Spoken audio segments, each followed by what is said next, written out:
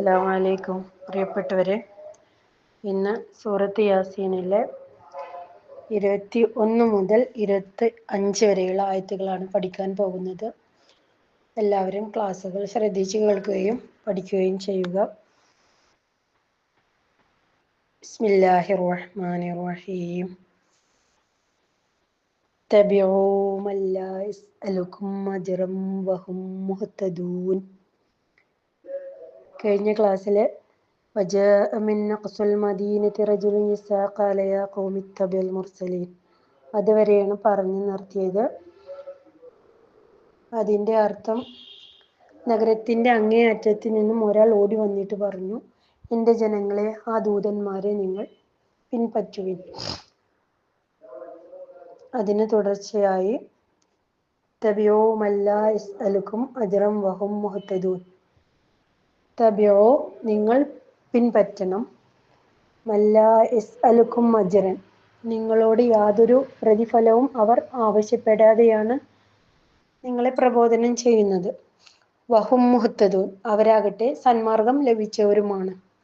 ആ മുർസലുകൾ, ആ 3 പേര് പറഞ്ഞല്ലോ. ആ ഗ്രാമത്തില് 3 പേര് പ്രബോധനം ചെയ്യാൻ വന്നു എന്നുള്ള കാര്യങ്ങളൊക്കെ എല്ലാവരും ഓർക്കുന്നുണ്ടാകും. ഓർമ്മയില്ലാത്തവര് കഴിഞ്ഞ ക്ലാസ് എടുത്ത് നോക്കുക. വമാ ലിയ ലാ അഅ്ബുദുല്ലദീ ഫതറനീ വഇലൈഹി തുർജഊൻ. വമാ ലിയ ലാ അഅ്ബുദുല്ലദീ ഫതറനീ, എന്നെ സൃഷ്ടിച്ച രക്ഷിതാവിനെ ഞാൻ ആരാധിക്കാതിരിക്കാൻ എനിക്ക് എന്ത് ന്യായമാണുള്ളത്?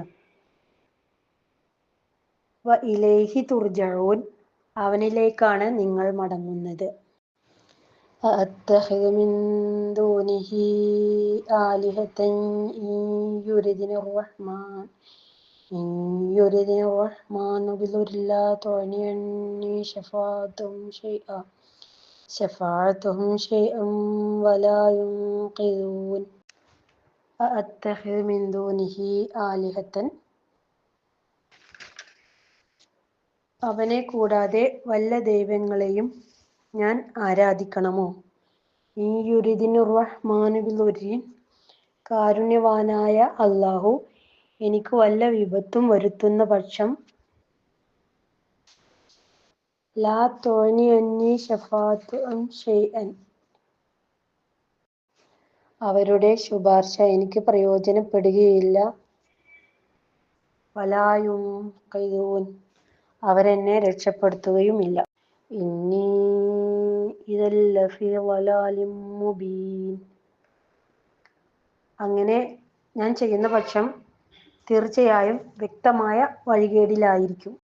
ഇന്നി ആമന്തു ബിറബ്ബിക്കും ഫസ്മഊൻ. ഇന്നി ആമന്തു ബിറബ്ബിക്കും, തീർച്ചയായും നിങ്ങളുടെ നാഥനിൽ ഞാൻ വിശ്വസിച്ചിരിക്കുന്നു. ഫസ്മഊൻ, അതുകൊണ്ട് നിങ്ങൾ എന്നെ ശ്രദ്ധിച്ച് കേൾക്കുക. ഇത്രയും കാര്യങ്ങൾ ആ നഗരത്തിൻ്റെ അങ്ങേ അറ്റത്തു നിന്നും ഓടി വന്നു എന്ന് പറഞ്ഞില്ലേ. വജാഅ മിൻ അഖ്സൽ മദീനത്തി റജുലുൻ യസ്അ ഖാല യാ ഖൗമി ഇത്തബിഉൽ മുർസലീൻ. ആ മനുഷ്യൻ പറഞ്ഞ കാര്യങ്ങളാണ് ഇത്രയും. ആ വ്യക്തിയുടെ പേര് ഹബീബുൻ നജ്ജാർ എന്നായിരുന്നു. ഈ സംഭവം നടക്കുന്ന ഗ്രാമം അന്ത്വാക്കിയ എന്നാണെന്ന് ഹദീസുകളിൽ രേഖപ്പെടുത്തിയിട്ടുണ്ട്. പ്രിയപ്പെട്ടവരെ, ഇത്രയും ഭാഗം എല്ലാവരും ശ്രദ്ധിച്ച് കേൾക്കുകയും മനസ്സിലാക്കുകയും ചെയ്യുക. പരമാവധി പഠിക്കാൻ ശ്രമിക്കുക. നമ്മൾ ഖുർആൻ പാരായണം ചെയ്യുന്ന സമയത്ത് ഈ ആയത്തുകളുടെ അർത്ഥം നമ്മളുടെ മനസ്സിലേക്ക് വരണം. അതിനുവേണ്ടി നാം പരിശ്രമിക്കണം.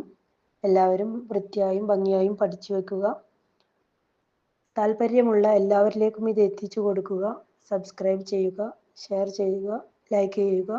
നിങ്ങളുടെ അഭിപ്രായങ്ങളും നിർദ്ദേശങ്ങളും സംശയങ്ങളും എല്ലാം കമൻറ്റ്